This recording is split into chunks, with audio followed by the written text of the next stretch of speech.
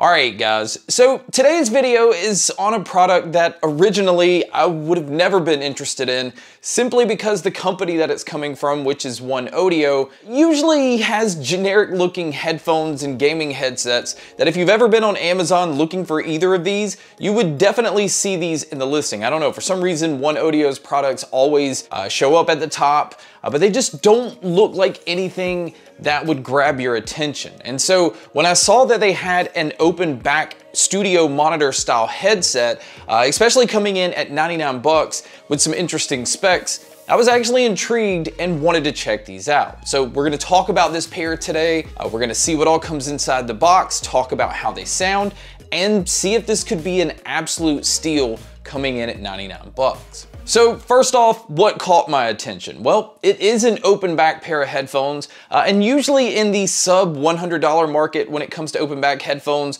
there's not a whole lot that's out there that's really good. I mean, the Philips SHP 9500s has always been one of those pairs, and that's kind of what I thought these might fall into because it is actually high-res audio certified. They are using 40mm drivers, and it has a frequency range of 10 Hertz all the way up to 40 kilohertz. So with a 250 ohm impedance level, this is one of those that you are going to need an amp to actually get the most out of. But when most headphones have a high impedance level like this, you're usually going to get more out of your sound. So again, this is what caught my attention on these. Plus, I actually thought they looked pretty interesting and they stood out amongst a lot of other studio style headphones. But let's go ahead and start with that. Let's talk about the design and the build quality on these. Now this is an all plastic build. There is a pleather headband that has memory foam up top, and you can see OneAudio's name is branded right there on the top of the headband. The ear pads they decided to use is a velour ear pad. These are very soft. Velour ear pads are usually a lot more breathable than pleather ear pads, so you could wear these for a lot longer without having a lot of heat being trapped. Again, this is an open back style headphone, so you can see the mesh grill on the outside. And it does fold inward, and the ear cups also swivel both outside and in. So I do like this because some people like to have their ear cups facing out if it's around their neck. Some people like to have them facing in. And I like the fact that they collapse down to a pretty compact size. And that's nice because it also comes with a really nice hard case. And this was kind of surprising because most studio style headphones don't come with hard cases. And definitely most open back headphones don't come with these type of cases because open back headphones generally aren't meant to be carried around. Open back headphones leak a lot of audio. This is exactly what this pair does. So this is not one of those that I would recommend using in public. And one thing that I do want to point out about the build quality on these, although I feel like it's very durable, I don't think there's going to be any issues here with the all plastic build. There definitely is some creaking in the ear cup when you swivel and move them around, which means it's not a problem when it's on your head, but when you pick them up and you go to put them on, I always hear this little creaking sound.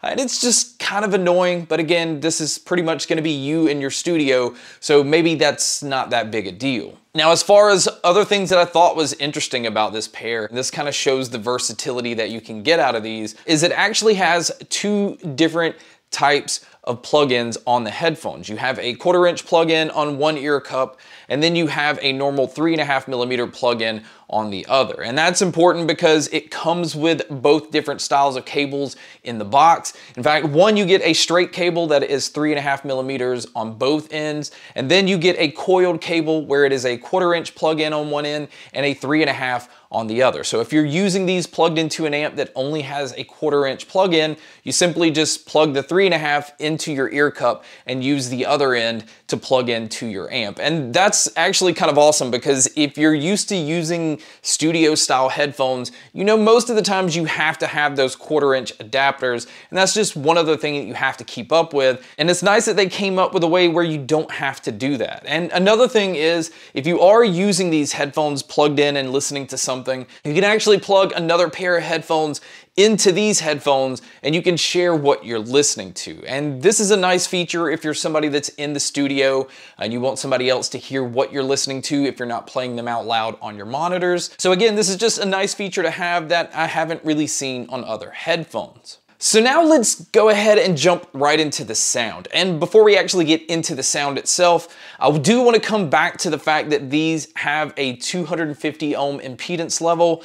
So I'm going to go ahead and say that if you really want to get the most out of these, you have to use an amp. And in my case, I used my ARC MK2 amp at my desktop, and then I also used my THX Onyx amp that's plugged into my phone. And then the THX Onyx has more than enough power if you do want to use these mobily, but again, it's an open back pair of headphones, and I don't really recommend using them outside of a room where you're sitting by yourself. But both devices that I use had more than enough power to amplify these. In fact, the ARC MK2 amp actually had to bump it up into high gain because, you know, it needed that much juice to get really good volume out of these. So how do these actually sound? Well, this was another very surprising thing about this headphone because I did expect these to be fairly boomy, especially from a company that's not really geared towards giving you that monitor or studio style sound. And although these are called Monitor 80s, I really didn't expect them to act like a monitor headphone. And surprisingly,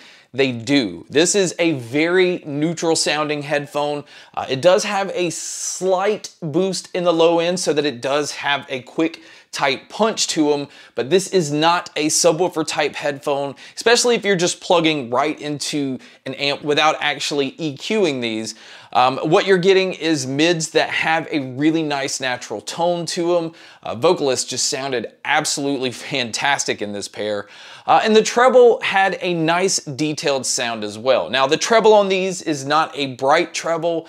This is not one that's getting close to being harsh or having that really bright sparkle to it. It's just very detailed with a slight warmness to it because of that slightly boosted low end. So overall, they did an excellent job with keeping these sounding really close to a reference style headphone. It's just one of those pairs of headphones where there is so much detail coming out of them, and there's not one thing that's trying to do so much that it makes everything else suffer. It's also an excellent pair if you do want to go in and EQ them because it responds to EQing really nicely. But I do want to point out, if you do try to bump up the bass too much, you will get some slight distortion because it seems as though this pair is not really made to reproduce that type of bass. And so coming around to the soundstage and the sound imaging, as you would expect with these being an open back pair of headphones, it does have a very wide sound.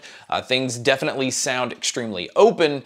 But surprisingly, even though there was really good separation in the instruments, there's not as much depth and separation as I've heard in some other pairs. But, you know, keeping that in mind, they're usually more expensive pairs that I'm having to compare these to, because overall, I feel like in the sub $100 monitoring style headphone, especially when it comes to open back, this is one of the best ones that you can get under $100. I mean, I think it's honestly even better than the Philips SHP 9500s. I think it's a little bit more closer to a flatter, more neutral sound than the Philips had.